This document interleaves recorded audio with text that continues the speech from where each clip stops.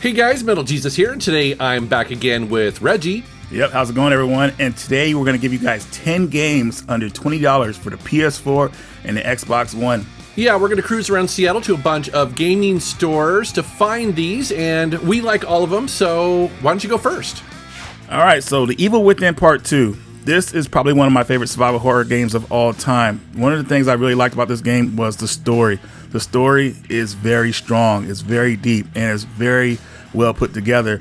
You play as a man who's trying to save his daughter, and he's going through all kind of obstacles to save her, and what he goes through is pretty nightmarish, and there's a lot of history to this character. The graphics in the game look outstanding, the voice acting was well done, and you come to care about a lot of the characters you meet in this game. It was just very brilliant. Some crazy scenes in this game, horror scenes that probably stick with you forever. So in the beginning of the game, you want to play the game with caution because there are a lot of enemies and they will overwhelm you. You don't have enough weapons in the beginning, but you'll get there later if you play the game properly, I would say. You will also be stalked in this game, so be careful of that. You always want to kind of like watch your back and see what's behind you. If you hear something, you might be being followed, so just be careful of that. But definitely one of my favorite games of all time. I hope that you guys play this one. I'm looking forward to hearing your comments about it. And at this price, you should definitely pick it up. I'm going to start with another, I guess, kind of horror-themed game called Vampire. This is a third-person action role-playing game, and in it you play as a London doctor who has recently been bitten and is turning into a kind of a new vampire. I like a lot of things about this game, but one of my favorite is the setting. It takes place in 1918, and it's during the Spanish flu. And so what's cool about this game is that your services as a doctor are still desperately needed because London is filled with all of these really sick people. And so a few people around you know of your condition, and basically they want him to still keep working in the local hospital and helping people, even though he's a vampire. And then the game will give you the moral choice as to whether you want to feed off of innocent people, which will ultimately make the situation worse in London, or perhaps you can find other methods of dealing with your new vampirism. But the main goal of the game is to try and figure out who turned you into a vampire and also decide just how evil you want to become. Overall, I think this game is pretty good. I mean, it's not perfect. The combat in it can be a bit frustrating in the beginning when you're learning the mechanics. I mean, it will quickly overwhelm you, and you might want to consider starting on easy if you find these kind of games difficult. And that's really my main critique, is that while I like the environment and the story and the characters and all that, it's the combat that I don't necessarily love. I just think it was done much better in games like The Witcher or maybe Batman or the Mad Max games. Here it just feels a little sloppy and imprecise, but overall I do think this is a really fun game, especially if you're into vampires and RPGs, and again, at this price, why not take a look? BlazBlue Chrono Phantasma Extend. This is pretty much the director's cut of that game. This is the third game in the series, and what I liked about this game is that not only does it have an arcade mode that you can get used to, but also it has a deep story mode for those people who want to get into the lore. For this price, this game is amazing. I would say this game is pretty much like a spiritual successor to the Guilty Gear series. I'm not sure if a lot of people played the old school games of those, but this game has a lot going for it. There's just so much to do. There's so many extras you can unlock. It just has a lot going for it. Character endings, voice acting, English and Japanese. It just seems like they put so much love into this game. And if you haven't played it yet, it's definitely something you want to pick up. I wouldn't consider it one of my favorite fighting games of all time, but it's definitely in my top 5. So definitely check this one out, guys. You guys know that I like Star Wars games, and up to this point, I haven't really talked about Jedi Fallen Order. Well, that changes today. It's been a while since we've had a really good AAA Star Wars third-person action game, right? We've had a lot of first-person games like, the Battlefield games. Those are great, but yeah, I think it's been a while since we've had one quite like this. You play as a young Jedi that is in hiding after the extermination of all Jedi during Order 66. However, being the good guy and being a Jedi, you can't stay hidden for long, and quickly you are drawn into this epic adventure. Basically, you're teaming up with some rebels that are following clues left behind an older Jedi that has a list of potential Force-sensitive kids like yourself. And this takes you on a big campaign across many different worlds. And along the way, you're going to explore environments. You're going to be looking for clues. You'll upgrade your Jedi powers, and also you can modify your lightsaber, things like that. And you'll battle a bunch of creatures as well as waves of Empire soldiers, all while doing a good amount of platforming and puzzle solving. You know, I was thinking about it as I was playing this, and honestly, this game kind of feels like if you were to mix Star Wars with, say, Tomb Raider, maybe a little bit of Dark Souls and the Uncharted series. And as you can see here, the graphics are great, and the combat feels very satisfying. It never gets old when you force push like a stormtrooper off a ledge to their death. I love that. And it's a long game too. It's going to take you about 20, maybe 24 hours to play through, depending on how many secret upgrades and collectibles you want to find. This is a really good Star Wars game, maybe one of the best, certainly in the last couple of years. Next up, we have DMC, Devil May Cry Definitive Edition. Now, this is a reimagination of the Devil May Cry series. At the time that I played it, I really enjoyed it. I thought it was very well done. And this was at a time that I didn't think they were going to make any more Devil May Cry games. So I thought they were pretty much just going to reboot the series with this one. I know a lot of people won't agree with me about this, you know, the way they went with this game, but still, I think it was well done. I love a lot of the boss fights it has. I love how Virgil was in this game because Virgil is my favorite character. And I like Dante a little bit later in the game. I thought he was pretty cool. Overall, I feel like the game is worth the price it's going for. You get all the DLC so you can play as Virgil. I think his levels are really cool. But I think this was a good, I want to say, just a reimagination. You know, try it out. You know, the battles are fun, especially the boss fights. But let me know what you guys think about this one. Next up is a game I've known about for a long time, but for whatever reason, I just didn't play it until now, and that, of course, is Knack 2. I remember the original Knack being somewhat of a performance showcase for the then new PS4, but I didn't have a PS4 at launch, and so I guess I just never got into this series until recently, but I'm glad I did. As you can see here, this is a third-person platforming / beat-em-up game, and you play as Knack, which is this creature that can summon parts to basically make himself bigger or smaller.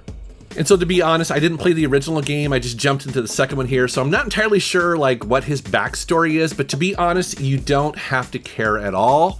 I certainly didn't feel that I was lost or anything like that.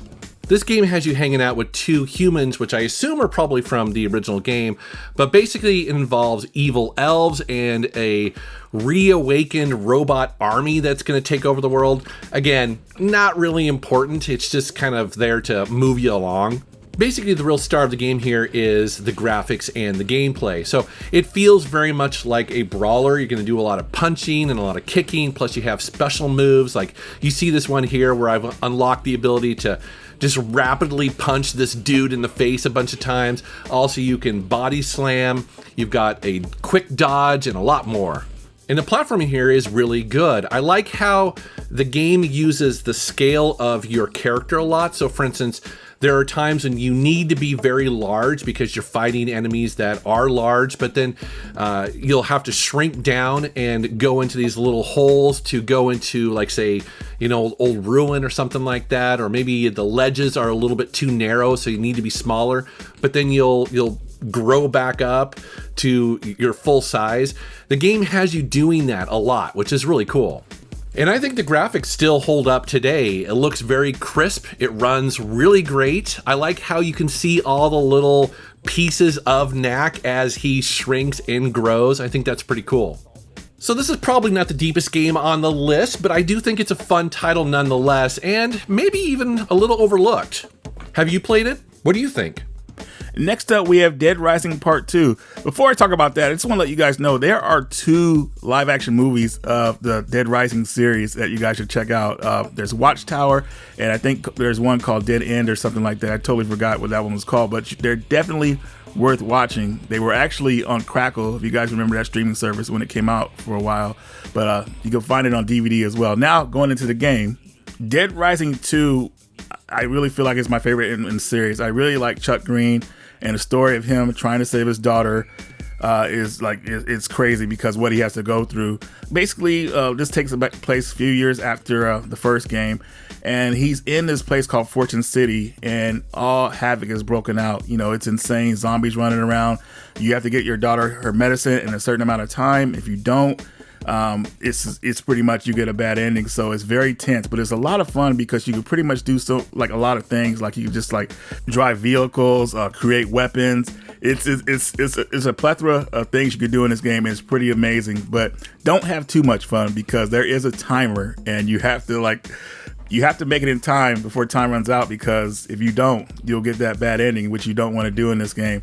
This game is all over the place in goodness, not bad, but it's a lot of fun. This is my favorite in the series, and I did unlock the good ending, thankfully. I was very careful, but this is my favorite game in the series, and I honestly think this is the best one. So for the price you're seeing it here, definitely worth picking up.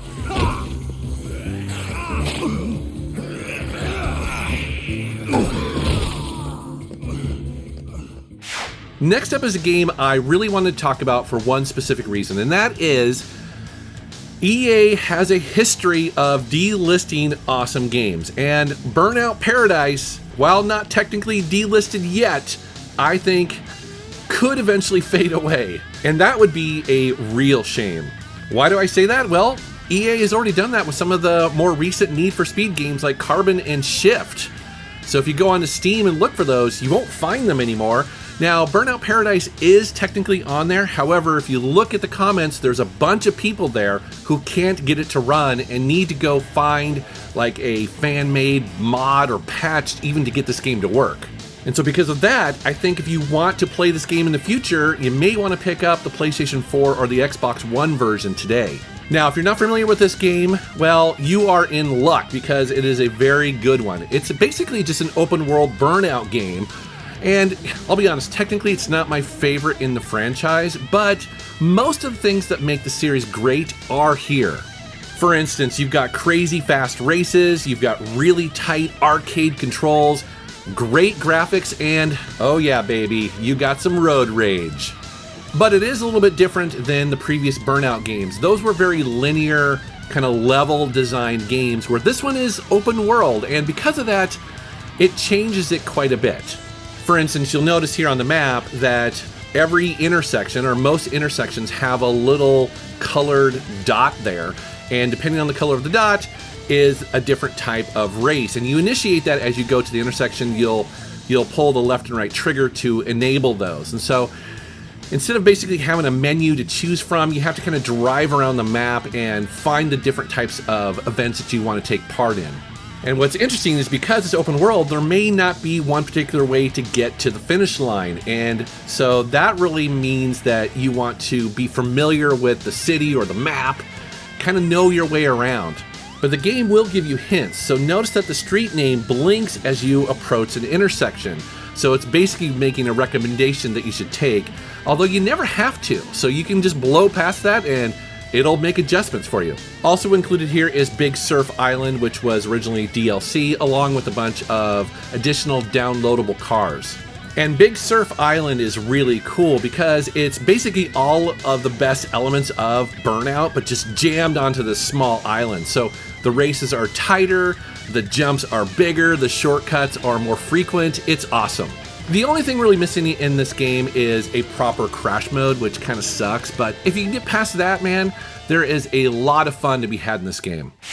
Next up, we have Children of Morta. This is a top-down rogue RPG that really reminds me of like a co-op Zelda game in a way. You know, there's lots of moves and spells you can unlock, and a little bit about the story. You play as a family of heroes that are trying to stop this evil monster, or these evil demons. There's a lot to unlock in this game, lots of magic and special moves, but I have to tell you guys, a lot of people get attached to just spamming the same move over and over again. It's better to learn like all the moves in this game because it just gives you a lot of opportunities to do like some really outstanding spells and moves later in the game, which you will most likely need. What I've seen a lot of times when people play this game, they kind of just mash the same button over and over again and play the game like that. You could play the game like that and possibly enjoy it, but you're missing out on a lot of stuff in this game. So definitely play this game with a friend. It's a lot of fun. It really pulls you in. The sprite work is well done. The character voices are well done. It really sucks you in. You feel like you're in a new world. So definitely add this one on your list, especially at this price. Next up is a game called Watch Dogs 2, and in this game you play as an elite hacker who joins this underground hacker group in San Francisco and is basically trying to bring down this mega corporation. And the way you're going to bring them down is by pulling off these public stunts all around town that will increase your popularity and get people to download your app. Now, what people don't know is this app has a secret purpose that is going to help you gain access to that company, because essentially what you're going to do is use all the combined power of those smartphones that have your app on it to overpower their security systems. But let's be honest, I mean, basically that's just a long-winded plot device to give you permission to do all this crazy stuff on the street, right? Because you're trying to get popular. And this game is open world and probably gets compared a little bit to Grand Theft Auto, but obviously instead of being career criminals, you are hackers in this game. Watching this gameplay footage, you probably notice that the way you interact with the environment is very different than in Grand Theft Auto, because everything today is digitally connected, and so everywhere you go, basically all of our little devices are connected to the same internet. And so you being a hacker, you can read people's bios, you can see their bank accounts, you can see their social media posts, etc. And so in real time, you can hack doors, you can change traffic lights, and just do a ton more stuff because, again, everything's connected. It's a pretty cool open world game with lots of things to do and explore. And also, I like the location of San Francisco. It makes it a very interesting and fun location to drive around and play around in. You're not going to get bored with this game anytime soon, and at that price, it's a pretty good deal. All right, guys, so I hope you enjoyed the video. Let me and Jason know if you want us to do more videos like this in the future, because we saw a lot of games out there that we think you guys might be interested in. So hopefully you guys enjoyed this video. We will do another one in the future. As always, take care.